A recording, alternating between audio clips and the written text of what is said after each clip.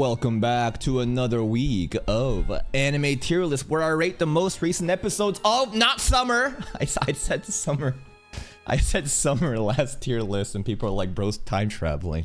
This is winter, right? This is winter 2026 and I'm gonna give you my impression of how I enjoyed, the episode itself. Remember, number rating and the description rating is different.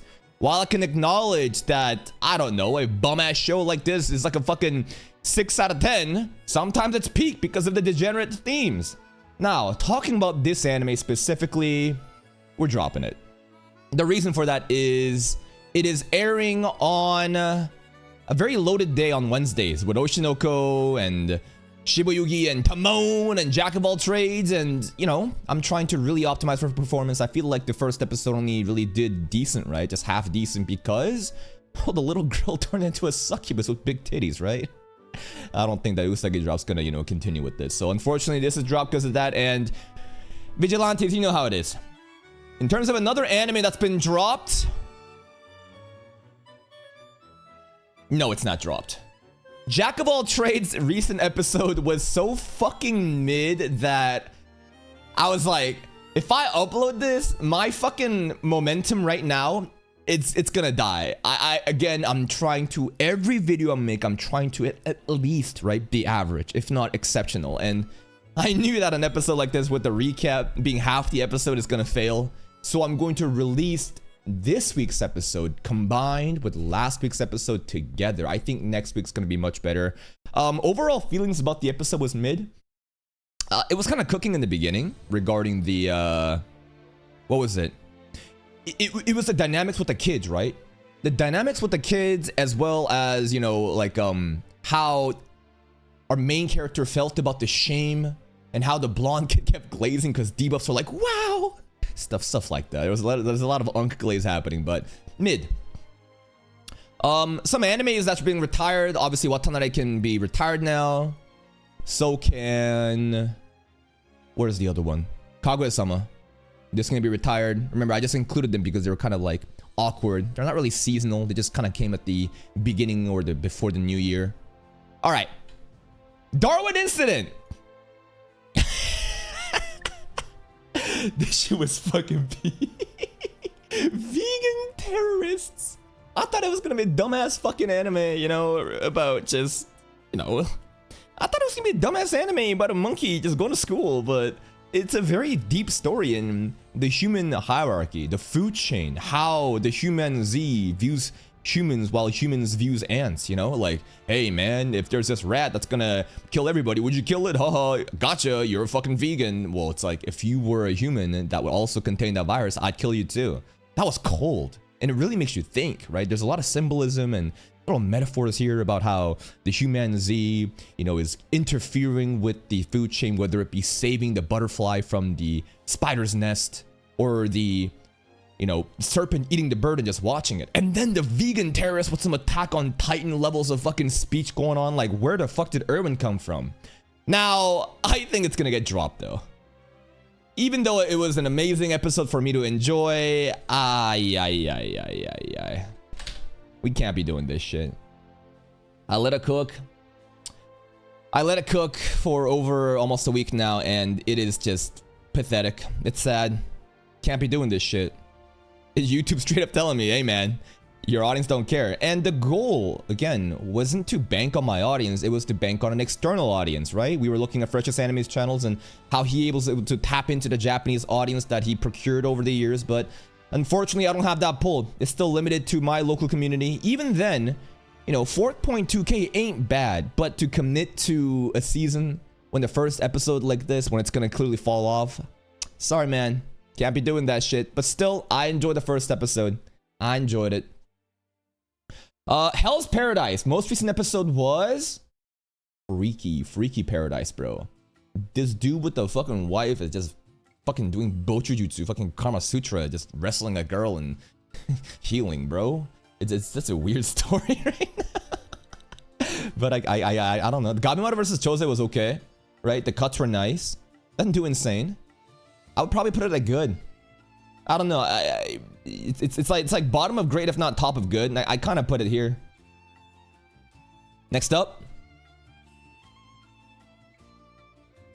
Tamon, remember, regarding the copyright stuff, it's gonna be uploaded later now, rather than us immediately releasing on Wednesdays, because for Japanese TV, it releases on Saturdays. We'll be delaying until Saturdays.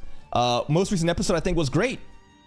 The girl is badass. Kinoshita, the main character, is fucking badass. She is like fighting against idols now to defend her Oshi. I love the dedication.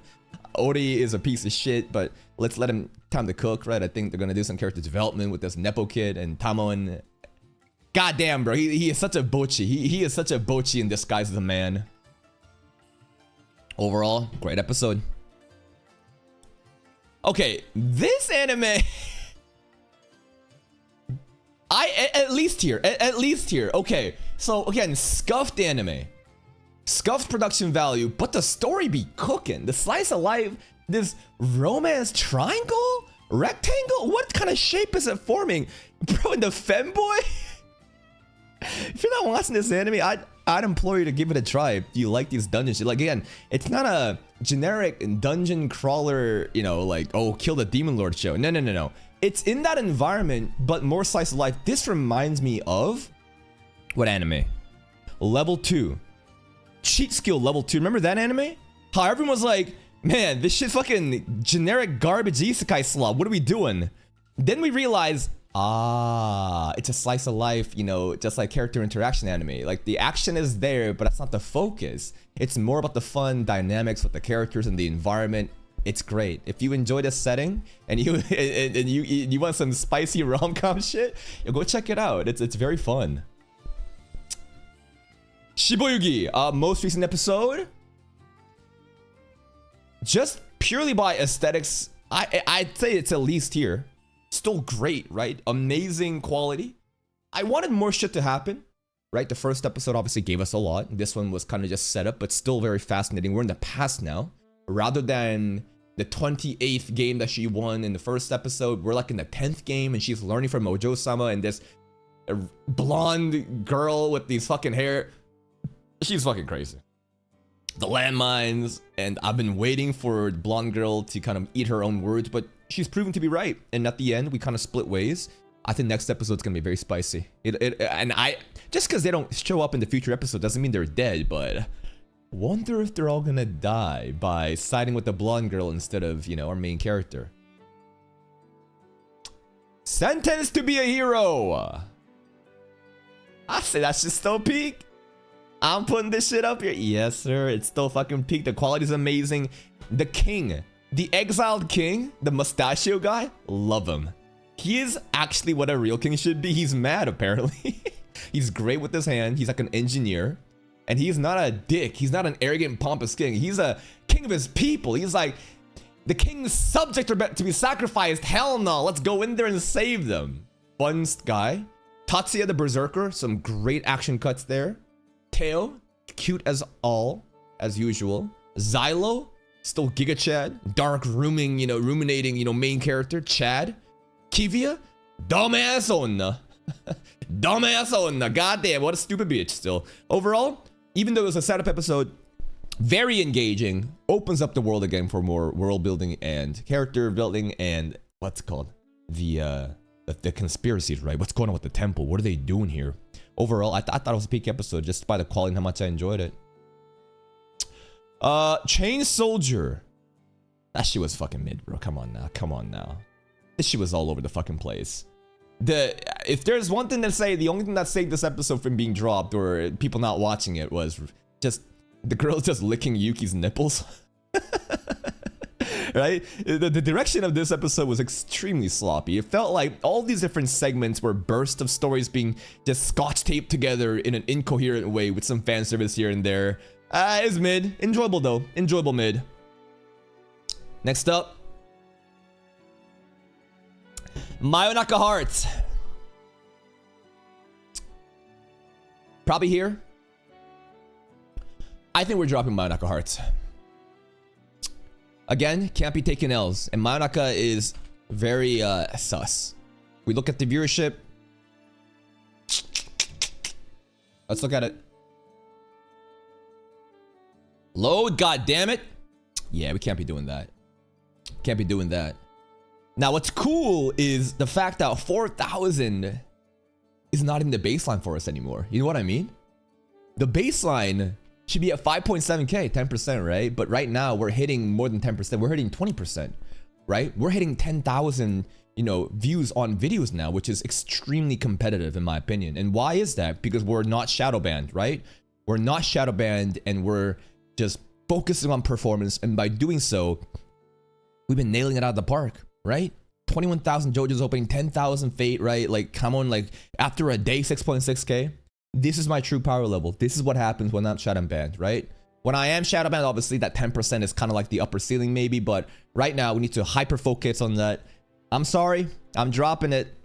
Not many people really care about this shit, and the scuff production value I think is also holding it back. A lot of people are very disappointed about the production value. Frieren came back. Do I think better thumbnails will give me more views? You must be new here, huh? You must be completely new here, huh? My channel is proof that, like, thumbnails don't fucking matter. There's motherfuckers hiring editors, spending like $100 per fucking thumbnails that gets like 100 views because they don't know how this game fucking works. Like, thumbnails don't fucking matter, bro. Keep obsessing about the fucking fonts you're using. Keep obsessing about the filters you're using or with the face you're using. None of that shit fucking makes sense, bro. You know why? Because my Jujutsu Kaisen thumbnail.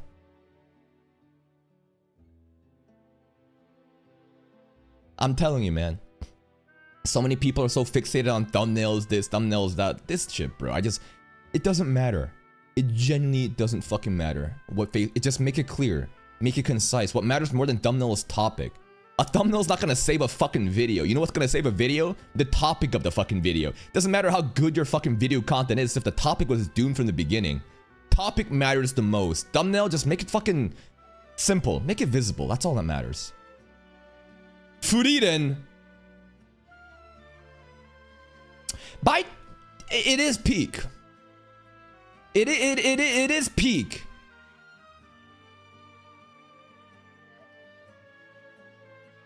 I'm gonna piss some people off. I think this shit's fucking overrated though. Genuinely.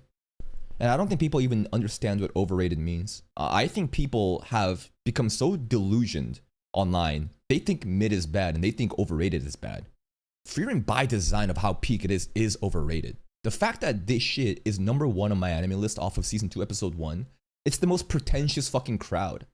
You know why? Because the average fucking retard that would even watch Frieren don't care about episodes like this. It's the fucking pretentious retards that are just like glazing this show, making all the content spamming. You really gonna tell me episode 1 you cared about that shit? The average person doesn't even know what the fuck Veerbarrel is, or what his motivation is, or the average person glazing this shit don't even understand the significance of the eternal lover's bracelet that Stark got Frieren. They just be bandwagoning. Oh, #1. It is so fucking crazy to me how people are glazing episode, and episode 1 is not bad. It is art, but come on now. You really gonna tell me that debut episode is gonna fucking put this shit on #1? It's an agenda. Clearly, it's a fucking movement. It is overrated. It can only be overrated by design of how peak it is. If you're upset that I call Frieren overrated, you don't understand what overrated means. Straight up. People think that overrated means that like the anime is fraudulent and it doesn't deserve anything. No, overrated means it's so fucking good that there are more people bandwagoning glazing without even thinking about the fucking show itself. That's a separate video I want to make. Overall, I'm glad it's back though. I'm glad it's back, and I wonder if it really is going to hold on to the #2 and #1 spot on my anime list. Next up, Oshinoko. I thought that shit was peak. I enjoyed it a lot. I'm so glad Oshinoko is back, and I'm glad the viewership is also there too. Spicy drama. Love the special concert opening, not the official opening, but you know, Revenge no B, and the dad. Oh my god, this dude's like picking girls and like eating them, bro. It's such a creepy way. He's like at an omakase at like a sushi, this fine sushi restaurant. He looks at the girls and he picks up the fucking sushi and he's like, oh my god. It's so creepy. I love him though. I want more content about him. I love how they're finally bringing back the husband of the wife, right, who is running Ichigo's productions right now, right? The guy went missing since episode 1 of season 1, apparently super depressed. He had to be part of the fucking reason why I, got murdered. What else? Kana's depression, I thought we'd be focusing more on Ruby's depression. But no.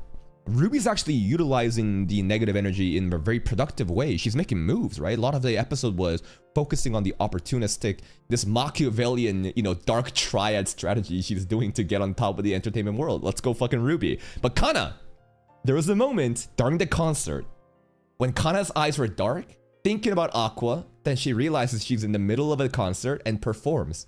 Dad, at that point, goes from, he leans in. The dad noticed Kana's depression and leaned in. So I'm like, oh shit, we got a new project, bro. We got a fucking new project. I'm scared for what's gonna happen with Kana, but I'm also excited at the same time. Great peak episode. Next up, Fate, Strange Fate gets to the fucking top. There's so many fucking peak episodes, bro. Jester versus Hanzo. Oh my god. The story is still cooking.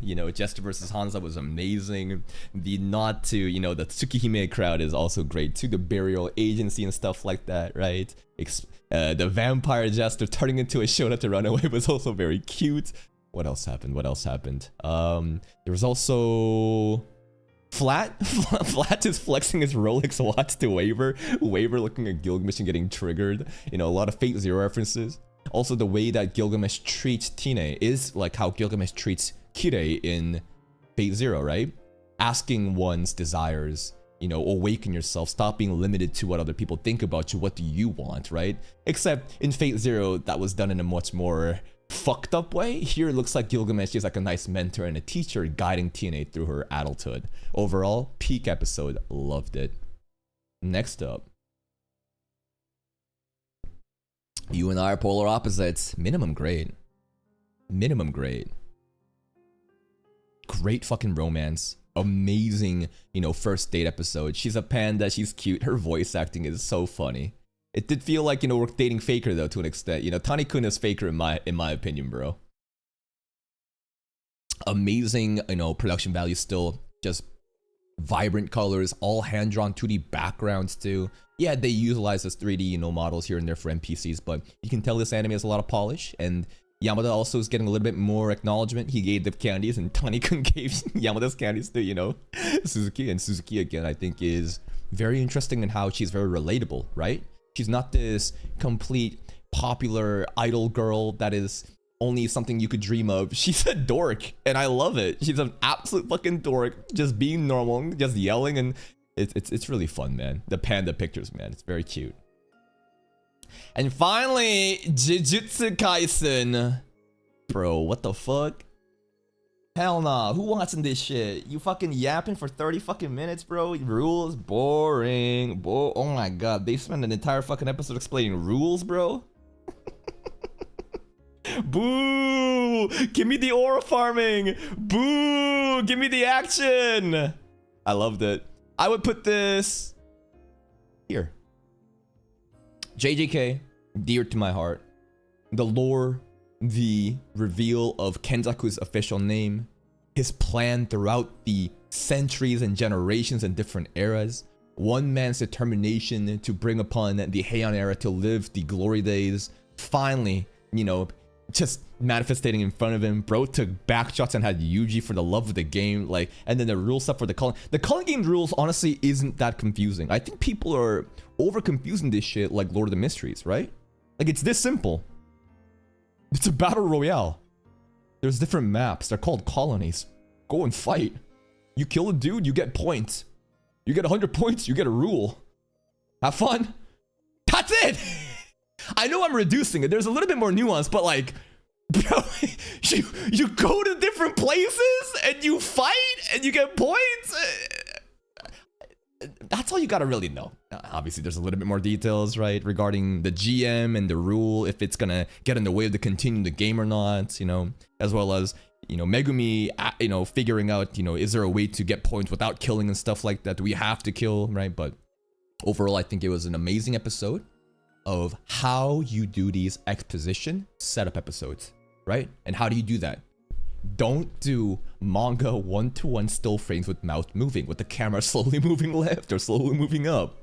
Have dynamic dialogues utilizing, well, it was 3D, right? The 3D tech utilizing like the speech bubbles, not the speech bubbles, the flow charts, the infographics on the screen, the storytelling. It was very concise, really well done. I love the way they made each scene very dynamic, engaging. Again, not just mouth moving. A lot of flashy colors, amazing line art, like in the white room, right? The red boldening outside, it kind of keeps you more, it's like more distinct.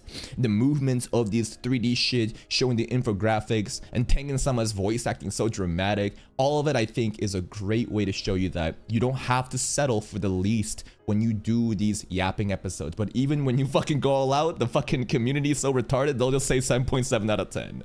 Overall, just a fucking peak week of anime, man. And again, right, this is dropped, Darwin's dropped, Mayonaka's dropped, and we're gonna focus on what we need to do. Things are going great right now. We're gonna keep the momentum going, and that's pretty much it.